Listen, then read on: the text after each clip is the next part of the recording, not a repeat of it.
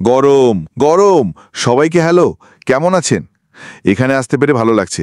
আশা করি আপনারা আমাকে শুনতে এবং দেখতে পাচ্ছেন। ঠিক আছে। হ্যাঁ, আমি এই মুহূর্তে জেন সাইটের সাথে ভ্যানে আছি, ক্যাম্পার ভ্যানে। যেমনটা আপনারা এখানে আমার ডান পাশে দেখতে পাচ্ছেন। আমরা এখন সাইরেনসেস্টার নামক একটি জায়গায় আছি, যা যুক্তরাজ্যের কটসওয়েলসে অবস্থিত। আমরা সপ্তাহান্তে বেড়াতে এসেছি, আগামীকাল বাড়ি ফিরব। লাইভ না করার জন্য ক্ষমা চাইছি। ইন্টারনেট সংযোগ সত্যিই খুব খারাপ, তাই আমি আশা করছি যে এটি ঠিকভাবে কাজ করবে এবং আমি এই লাইভটি করতে পারবো। আজ রবিবার 10ই আগস্ট। আপনারা যেখানেই থাকুন না কেন, আশা করি আপনার সপ্তাহান্তটি ভালো যাচ্ছে। তাই আমি ভাবলাম আপনাদের সাথে কিছুক্ষণের জন্য লাইভে আসব এবং সাম্প্রতিক ঘটনাগুলো সম্পর্কে আপডেট দেব। ধন্যবাদ লেবি, এটি খুবই চমৎকার। ঠিক আছে, চলুন আপনাদেরকে আপডেট করি। ওইএস ব্যাক অফিস, এখানে এখনো পর্যন্ত নতুন কিছু নেই। আমি গতকাল আশের সাথে কথা বলেছিলাম, আসলে তার সাথে বেশ দীর্ঘ আলোচনা হয়েছিল। এবং আপনার ওএসএ নজর রাখুন, এটি খুব সম্ভবত যে শীঘ্রই আমরা একটি কর্পোরেট ওয়েবিনার করতে যাচ্ছি এবং অবশ্যই এর বিস্তারিত তথ্য ওইএসএ পোস্ট করা হবে, তাই এটি দেখতে থাকুন। এটি ও নিউজ 9-এর অধীনে থাকবে যখন এটি হবে। এখনও কিছু বিষয় আছে যা তাকে চূড়ান্ত করতে হবে তারিখ এবং সময় দেবার আগে, কিন্তু নিশ্চিতভাবে প্রতিদিন এটি দেখতে থাকুন। সুতরাং এটি একটি দুর্দান্ত খবর যে তিনি শীঘ্রই একটি ওয়েবিনার করার কথা ভাবছেন এবং আমাদেরকে স্পষ্টতই সার্ভে এবং পরবর্তী ধাপ সম্পর্কে আপডেট করবেন এবং কি কি আমাদের জন্য আসছে। আমরা পরবর্তী ধাপ সম্পর্কে কথা বলছি, এটি কি হতে যাচ্ছে ইত্যাদি নিয়ে নয়, বরং এটি সম্পর্কে যে আমরা এটি পেলে খুব খুশি হব, আমরা এটি দেখে উত্তেজিত হব যে আমরা সেখানে আছি। কিন্তু তিনি যা জোর দিয়েছিলেন তা হলো যে যখন আমরা এটি পাবো, এটি ব্যবহারের জন্য প্রস্তুত থাকবে। তিনি বলেছিলেন যে যখন আমরা পরবর্তী ধাপে যাব, যখন আমরা এটি ব্যবহার করতে পারবো এবং এর মধ্যে সব কিছু করতে পারবো, এটি সত্যিই প্রস্তুত থাকবে। প্ল্যাটফর্ম সম্পর্কে কোনো ঝুঁকি থাকবে না, এর সব কিছু আগেই করা হয়ে যাবে।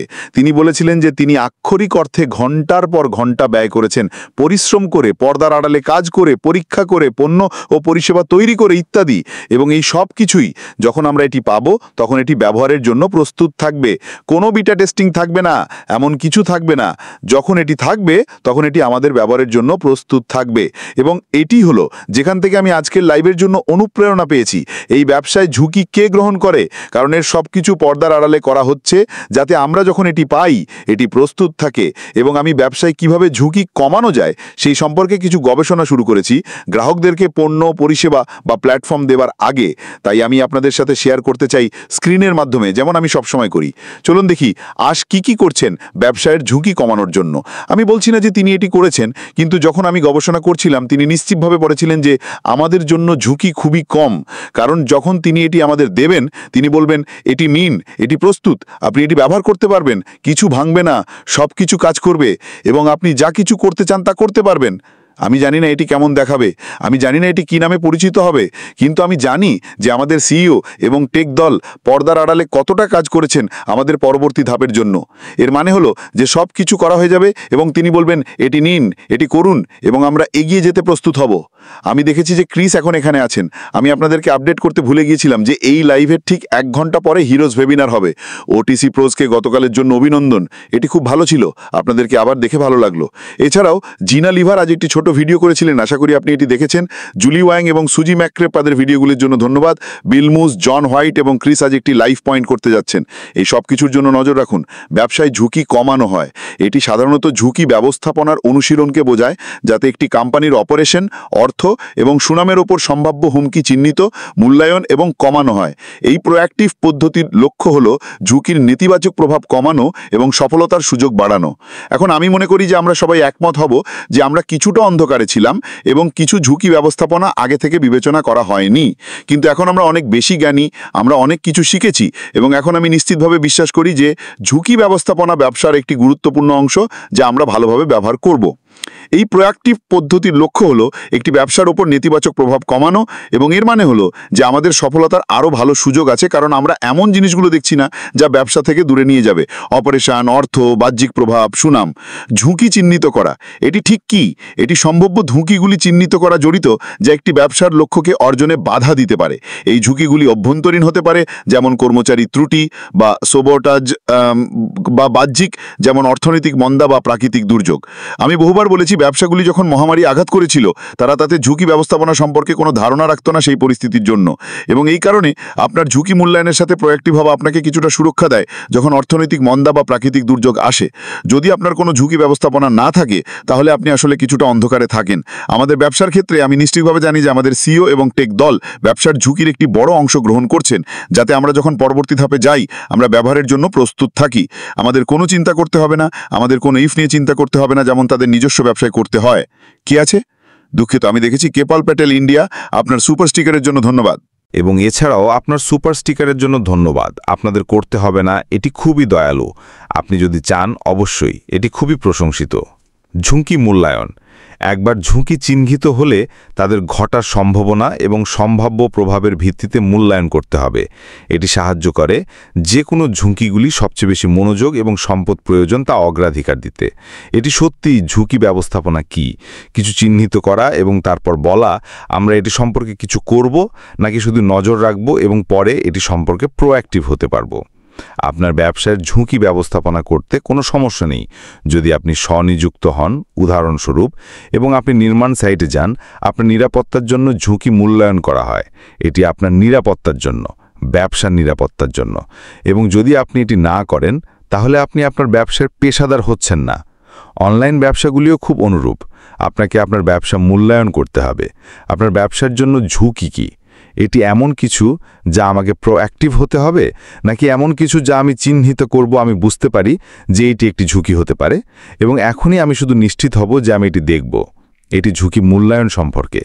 যখন একটি ব্যবসা তাদের নিজস্ব ঝুঁকি দেখে, এর মানে হলো যে তারা তাদের ব্যবসা নিয়ে গুরুত্ব সহকারে ভাবছে। আমি দৃঢ়ভাবে বিশ্বাস করি যে এটি আমাদের ব্যবসায় পটভূমিতে করা হচ্ছে। আমাদের সিইও আমুশ মুফারা, টেক দল এবং অন্যান্য লোকেরা যারা জড়িত, যাতে সমস্ত দৃশ্যকল্প বিবেচনা করা হয় বা দৃশ্যকল্পগুলি অগ্রাধিকার দেওয়া হয়, যাতে একটি ফেইল সেফ মেকানিজম স্থাপন করা হয় যে এই জিনিসগুলির কোনোটি ব্যবসার সাফল্যকে প্রভাবিত করবে না। সুতরাং একবার ঝুঁকি চিহ্নিত হলে তাদের ঘটার সম্ভাবনা এবং সম্ভাব্য প্রভাবের ভিত্তিতে মূল্যায়ন করতে হবে। এটি সাহায্য করে যে কোনো ঝুঁকিগুলি সবচেয়ে বেশি মনোযোগ এবং সম্পদ প্রয়োজন তা অগ্রাধিকার দিতে, যাতে এটি না ঘটে। শেষটি হল ঝুঁকি কমানো। এটি চিহ্নিত ঝুঁকিগুলির সম্ভাবনা বা প্রভাব কমানোর জন্য কৌশলগুলি বিকাশ এবং বাস্তবায়ন জড়িত। উদাহরণগুলি হল সরবরাহকারী, তাই আপনার সরবরাহ বৈচিত্র্যময় করুন যদি আপনি সেই মোডে থাকেন। সাইবার সিকিউরিটি ব্যবস্থা বাস্তবায়ন করা বিশাল। আমি জানি না যারা যুক্তরাজ্যে আছেন তাদের জন্য এটি কিছুটা দুঃস্বপ্ন হয়েছে গত 3 থেকে 4 মাস ধরে কয়েকটি কোম্পানির জন্য। মার্কস অ্যান্ড স্পেন্সার সাইবার সিকিউরিটিতে আঘাত পেয়েছিল এবং সম্পূর্ণরূপে অফলাইন হয়ে গিয়েছিল, এবং কয়েকটি অন্য। এটি এই দিনগুলিতে একটি বড় বিষয়। হ্যাকাররা মূলত এই ব্যবসাগুলিকে মুক্তিপণ দাবি করে যাতে আপনি অনলাইন থাকেন, এবং এটি কার্যত আপনার ব্যবসা বন্ধ করে দেয়। আপনার অনলাইন সিকিউরিটি সম্পর্কে সচেতন না হওয়া, আপনি মূলত হ্যাকারদের জন্য একটি উন্মুক্ত দরজার নীতি অনুমোদন করছেন যারা আপনার ব্যবসাকে মুক্তিপণ দাবি করতে পারে সাইবার আক্রমণ থেকে। অপ্রত্যাশিত ঘটনার জন্য কন্টিনজেন্সি পরিকল্পনা তৈরি করা।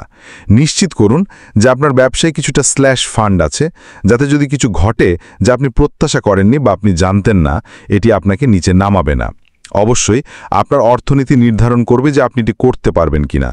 বেশিরভাগ কোম্পানির একটি তহবিল থাকবে যা তারা ব্যবহার করতে পারে এমন পরিস্থিতির জন্য যা তারা তাদের ঝুঁকি ব্যবস্থাপনা নীতিতে অন্তর্ভুক্ত করেনি, বা কোম্পানি চালিয়ে যাওয়ার জন্য ব্যবহার করতে পারে যা তারা সম্পর্কে সচেতন ছিল না। সম্ভাব্য আর্থিক ক্ষতি কভার করার জন্য বীমা গ্রহণ। অবশ্যই এটি অন্য একটি ক্ষেত্র যা অনেক ব্যবসা ব্যবহার করে। আমি জানি এটি একটি ক্ষেত্র যেখানে আমার বোন স্টিল ইন্ডাস্ট্রিতে ব্যবহার করে।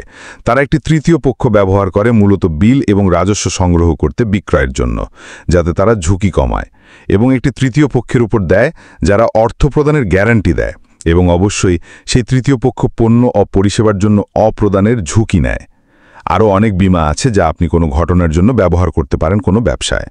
অবশ্যই এটি একটি প্রিমিয়ামে আসে, কিন্তু আপনাকে বিবেচনা করতে হবে যে এটি আপনার লাভ থেকে অন্য কোম্পানিকে দেওয়া ভালো কিনা, কিন্তু তারপর নিশ্চিত হন যে আপনি অর্থ প্রদান পাবেন, কারণ আপনি একটি তৃতীয় পক্ষ ব্যবহার করে ঝুঁকি ব্যবস্থাপনা প্রয়োগ করেছেন, যাতে আপনি জানেন যে আপনি অর্থ প্রদান পাবেন। এই সব কিছুই ঝুঁকি ব্যবস্থাপনার সাথে প্রোঅ্যাক্টিভ হওয়া। শেষটি হলো কর্মচারীদের প্রশিক্ষণ দেওয়া, তাদের দক্ষতা উন্নত করতে এবং মানবিক ত্রুটি কমাতে। অবশ্যই মানবিক ত্রুটি বা এমনকি স্যাবোটাজ আপনার ব্যবসার জন্য একটি বিশাল বিষয়। আমরা এটি প্রথম হাতে দেখেছি কিভাবে একটি ব্যবসায় মানবিক প্রভাব এটিকে সম্পূর্ণরূপে অফলাইন করে দিতে পারে। যখন তাদের আপনার ব্যবসায় অনেক কিছুতে অ্যাক্সেস থাকে, তারা আক্ষরিক অর্থে আপনাকে অফলাইন করে দিতে পারে।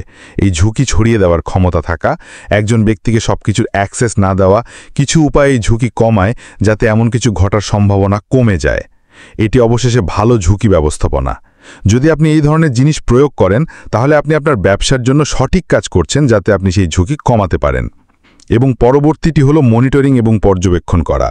ঝুঁকি ব্যবস্থাপনা একটি একবারের কাজ নয়, এটির জন্য অবিচ্ছিন্ন মনিটরিং এবং পর্যবেক্ষণ প্রয়োজন, নিশ্চিত করতে যে কৌশলগুলি কার্যকর এবং পরিবর্তিত পরিস্থিতির সাথে খাপ খাইয়ে নেওয়া। এই কারণে একটি ঝুঁকি নীতি প্রয়োগ করা গুরুত্বপূর্ণ। সুতরাং উদাহরণস্বরূপ আপনার ঝুঁকি ব্যবস্থাপনা নীতি হতে পারে 6 মাস পর পর আমাদের ব্যবসায়ের ঝুঁকি ব্যবস্থাপনা পর্যবেক্ষণ করা। এটি এমন কিছু যা আমরা 6 মাস পর পর দেখব, আমরা যা জানি তা দেখব এবং নতুন ক্ষেত্রগুলি চিহ্নিত করব যেখানে আমরা আমাদের ব্যবসার জন্য ঝুঁকি কমাতে পারি। আমি নিশ্চিত যে সিইও এটি বুঝতে পেরেছেন। আমি নিশ্চিত যে কারণ তিনি আগে যা ঘটেছে তা থেকে অনেক কিছু শিখেছেন, তার ঝুঁকি ব্যবস্থাপনা এখন এগিয়ে যাওয়ায় আমাদের নতুন ব্যবসার জন্য আরও ভালো হবে, যার দিকে আমরা এগিয়ে যাচ্ছি। এই কারণেই যখন তিনি আমাকে বললেন, এই পরবর্তী ধাপের সৌন্দর্য হলো যে যখন আমরা আপনাদেরকে এটি দেব, এটি ব্যবহারের জন্য প্রস্তুত থাকবে, এতে কোনো ঝুঁকি থাকবে না। আমরা আপনাদেরকে এমন কিছু দিচ্ছি যা কাজ করে, যা আপনাদেরকে অর্থ উপার্জন করাবে, কারণ আমরা জানি যে পর্দার পিছনে সব কিছু করা হয়েছে যাতে আপনারা সরাসরি শুরু করতে পারেন। আমার কানে এটি মিউজিকের মতো শোনাচ্ছে। এর মানে হলো যে কোনো টেস্ট পিরিয়ড থাকবে না। এর মানে হলো যে কোনো বিটা টেস্টিং বা এমন কিছু থাকবে না। যখন আমাদেরকে সবুজ আলো দেওয়া হবে, যখন আমাদেরকে এই পরবর্তী ধাপ সম্পর্কে সব বলা হবে, যখন আমরা এটি হাতে পাবো, এটি সত্যিই এগিয়ে যাওয়ার সবুজ আলো হবে। শুধুমাত্র এটি অ্যাবসোলুটলি দারুণ খবর। সারমর্মে, ঝুঁকি ব্যবস্থাপনা ব্যবসায়িক অপারেশনগুলির একটি গুরুত্বপূর্ণ দিক, যা কোম্পানিগুলিকে চ্যালেঞ্জ নেভিগেট করতে, তাদের সম্পদ রক্ষা করতে এবং তাদের লক্ষ্য অর্জন করতে সক্ষম করে। ব্যবসায় এই আত্মবিশ্বাস যে আপনি যা কিছু করতে পারেন তা করেছেন যাতে কোনো ঝুঁকি কমানো যায়, সেটি হোক ভিতরিক বা বাইরে, সরবরাহ শৃঙ্খল বা ন্যাচারাল ডিজাস্টার বা এমন কিছু যা আপনি জানতেন না। আপনার ব্যবসায় একটি ঝুঁকি ব্যবস্থাপনার নীতি প্রয়োগ করুন। এর মানে হলো আপনি প্রোঅ্যাক্টিভ, কিন্তু বি এর মানে হলো আপনি আপনার ব্যবসাকে সিরিয়াসলি নিচ্ছেন। এবং এটি এমন কিছু যা আমরা সম্প্রতি সবাই চাই। আমরা একটি ব্যবসা চাই যা কার্যকর, আমরা একটি ব্যবসা চাই যা এটি বলবে তাই করবে।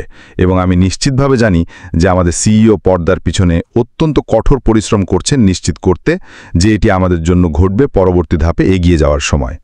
অবশ্যই আমাদের কাছে কোনো বিবরণ নেই এটি কি হতে যাচ্ছে। অবশ্যই আমরা জানি না এটি কি নামে পরিচিত হবে, এটি কিভাবে কাজ করবে ইত্যাদি। কিন্তু যখন তিনি আমাকে বলেন যে আমাদের জন্য এতে কোনো ঝুঁকি থাকবে না, কারণ আমরা সবকিছু পরীক্ষা করেছি, আমরা নিশ্চিত হয়েছি যে এটি কাজ করে, আমরা নিশ্চিত হয়েছি যে এটি আপনাদের জন্য ব্যবহারের জন্য প্রস্তুত, যখন আমরা আপনাদেরকে সবুজ আলো দেব, এটি আমার কানে মিউজিকের মতো শোনাচ্ছে। যাই হোক, আপনাদের সবাইকে ধন্যবাদ আজ রবিবারে 200-রও বেশি লোকের জন্য আসার জন্য। এটি কিছুটা অবাক করার মতো। আমি অনেক কম আশা করেছিলাম, বাট যাই হোক, তাই আপনার ব্যাক অফিসে নজর রাখুন একটি আপডেটের জন্য যখনই এটা হতে পারে। কিন্তু নিশ্চিতভাবে আমরা একটি কর্পোরেট ওয়েবিনারের জন্য অপেক্ষা করছি কোনো সময় আসতে। অবশ্যই এর ডিটেল নিউজ বা নয় পোস্ট করা হবে, বা এটি অন্য কিছু হলে এটি সেই এরিয়াতেই থাকবে। তাই প্রতিদিন লগ ইন করুন আপনারা। আমি জেনের সাথে সোমবার ফান্ডের জন্য আগামীকাল ফিরে আসব এবং অবশ্যই সপ্তাহের মধ্যে আমরা আপনাদের জন্য আরও কিছু নিয়ে আসব যা আপনাদের ব্যবসায় সাহায্য করবে যখন আমরা পরবর্তী ধাপে এগিয়ে যাব। এটাই আমার কাছ থেকে। খুব শীঘ্রই আবার কথা হবে। বিদায়। আর অবশ্যই বিপন টেকজন ইউটিউব চ্যানেলটি সাবস্ক্রাইব করে দিন।